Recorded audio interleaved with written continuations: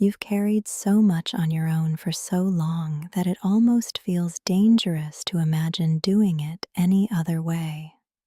Hyperindependence isn't just a preference for doing things yourself. It's a survival strategy your body learned when help wasn't safe, wasn't consistent, or wasn't available at all. And if you're here, listening, there's a good chance you're tired. Not weak, not failing, just tired from holding everything alone.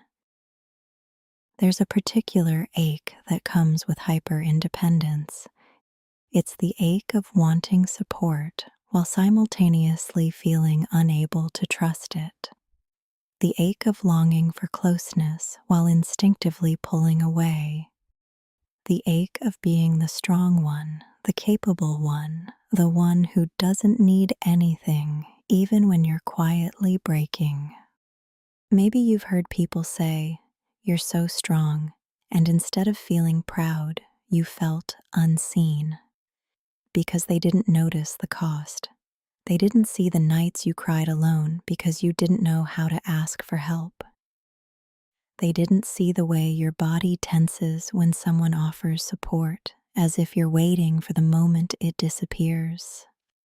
Hyperindependence is not a personality trait, it's a wound. Hyperindependence often grows in the spaces where you learned that. Needing things made you a burden. Depending on someone meant being disappointed. Vulnerability wasn't safe. Your emotions were too much. You had to be the adult long before you were ready. Your nervous system adapted. It learned to protect you by keeping you self-contained, self-reliant, self-soothing, self-everything. And that adaptation was intelligent. It kept you alive. It kept you functioning. It kept you from collapsing under the weight of what you were carrying.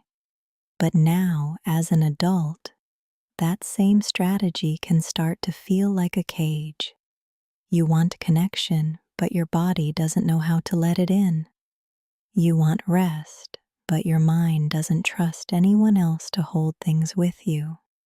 You want softness, but your muscles are still braced for impact. Hyperindependence is not stubbornness, it's protection. Let your shoulders drop for a moment.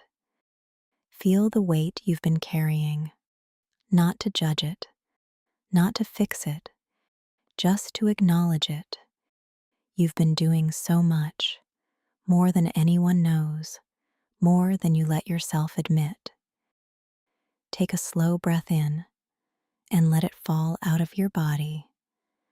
You don't have to hold everything right now. Just this breath, just this moment.